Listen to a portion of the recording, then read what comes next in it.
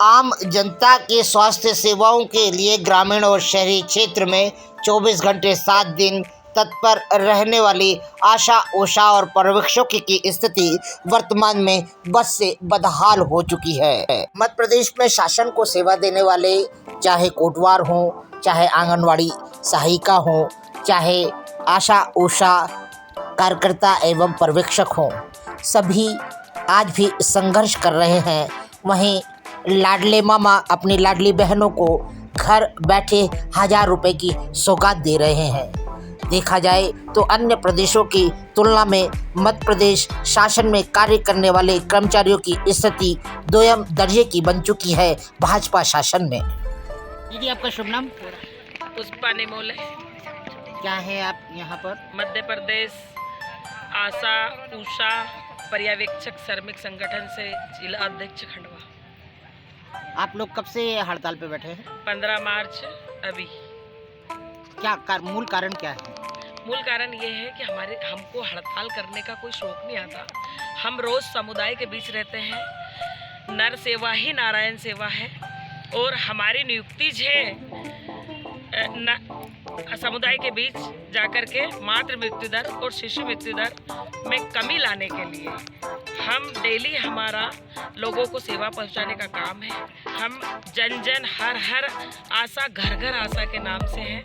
हम गांव ग्रामीण क्षेत्र की एक महिलाओं को जानते हैं जब से उनकी शादी होती है और एजेड तक हम उनको जानते हैं, वहाँ तक की हम सेवा देते हैं। बात हमारी यह है कि आशा कार्यकर्ता को मात्र 2000 रुपये मानदेय दिया जाता है और आशा पर्यवेक्षक को 10,000 रुपये दिया जाता है। उसमें उनका जो 30 दिन का जो भत्ता है वो भी उसी में आ जाता है। आप बताइए 2000 और 10,000 भत्ता काट लो आप तो 200 रुपये पर डे का, 6000 रुपये तो 4000 में आशा सुपरवाइजर नाम तो बहुत बड़ा दे दिया, वो क्या करेगी? और 2000 रुपये साहब 1500 रुपये का दूध आता है, फिर 500 रुपये में क्या करेगी वो?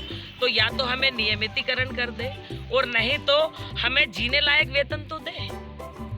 इसलिए ये हमने जो 2021 में प्रदेश व्यापी हड़ताल हमारी हुई थी, उस हड़ताल में 32 दिन की थी। उसमें एक हमारा लेटर पारित हुआ था। उसमें हमारी मांग हमने रखी थी कि आशा कार्यकर्ता का मानदेय 2000 की जगह 10,000 किया जाए, क्योंकि भारत के वो 29 राज्य में से मध्य प्रदेश को छोड़कर बाकी अन्य राज्यों में कहीं 8,000 कहीं 7,000 ये राज्य सरकार उसमें मिला करके देती है, तब जाकर के उनका 10 से 12,000 रुपये। तो वही मांग हमने अन्य राज्य को देखते हुए अपने मध्य प्रदेश के लिए ये मांग हमने मांगी थी कि साहब हमें भी आशा कार्यकर्ता के लिए 2000 रुपये और आशा पर्यवेक्षक के लिए 15,000 रुपये दिया जाए। वो लेटर हमारा पारित ही हुआ था। इसके बाद में हमारी प्रदेश अध्यक्ष के साथ अरेस्टिंग बहुत सारी चीज़ें हुई। इसके बाद में आज तक 1.5 से 2 साल हो गए हैं और वो लेटर आज तक भी नहीं मिला, न लागू हुआ। तो इसलिए आज हम अनिश्चितकालीन हड़ताल पे बैठे हैं। और अगर कल कभी ये हमारी जो घोषणा आश्वासन तो एक दे करके भी सरकार पलट जाती है, कल अगर हमारा वो लेटर हमारी ये इतनी मांग है अगर पूरी कर दे तो हम कल से काम पे लौट जाए। आज ये मार्च एंडिंग है, आशा कार्यकर्ता के डिलीवरी न करवाने से घर में होम प्रसव हो रहे हैं, घर में डिलीवरी हो रही है, उनको स्वास्थ्य संबंधी एक भी सेवा का लाभ नहीं मिल रहा है। कहीं टीबी के मरीज टीबी फैला रहे हैं, उनको मेडिसिन नहीं मिल रहा है। बलगम की जांचें हमारी आशा कार्यकर्ता करवाती, स्कूटर डिब्बी में बलगम लेकर के जाती है PSC CSC पे, वहाँ पर बलगम की देखो कितना घिनौना काम है, जो कि उस पर मात्र 1000 रुपये मिलते हैं। वो भी अगर वो पॉजिटिव निकलता है और वो अगर कभी उसको 6 महीने हम डॉट्स प्रोवाइडर जो मेडिसिन आता है वो खिलाती है हमारी आशा कार्यकर्ता, तो उसके 1000 रुपये मिलते हैं 6 महीने में एक बार। ऐसी हम 1 रुपये पे 1 रुपये 50 पैसे मतलब 50 घर एक महीने में हमारी आशा कार्यकर्ता उस घर में जाती है कि तुम्हारे नमक में आयोडीन मिला है कि नहीं, उसकी जांच करती है। तो 50 घर में जांच करते साहब तब 25 रुपये मिलते हैं। 6 से हमारी नियुक्ति हुई थी, 2006 से नियुक्ति हुई। 2006 से आशा कार्यकर्ता के रूप में हमारी नियुक्ति हुई थी। हमें कहा गया था कि घर पर प्रसव ना हो। जब गांव में महिलाएं अस्पताल प्रसव कराने नहीं जाती थी तो हम उन्हें मोटिवेट करके और अस्पताल तक लाते थे। बदले में हमें उसके 9 महीने आगे पीछे घूमने और 150 उसका जो BCG का टीका लगाने के बाद तक बच्चा हो जाए, उसका हम 1.5 महीने के बाद तक, इसके बाद में हमको मात्र 600 रुपये दिया जाता था।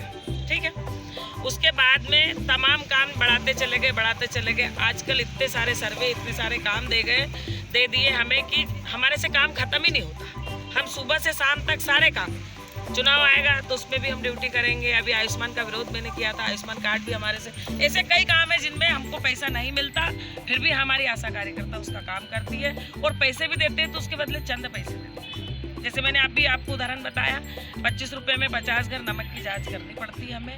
ऐसे हमारे बहुत सारे काम है। 250 रुपये में 1 महीना पूरा हमें रिकॉर्ड मेंटेन करना पड़ता है। 250 रुपये में 1 महीना पूरे हमको सर्वे करना पड़ता है। 8 बार आयरन पिलाना पड़ता है, तब जाकर के हमारी आशा कार्यकर्ता को 100 रुपये मिलते हैं साहब। महिला बाल विकास आंगनवाड़ी कार्यकर्ता के पास जाकर के हफ्ते में 4 मंगलवार और हफ्ते में 4 शुक्रवार, 8 बार आशा कार्यकर्ता 8 दिन जाती है, तब जाकर के उसको आयरन के 100 रुपये दिए जाते हैं।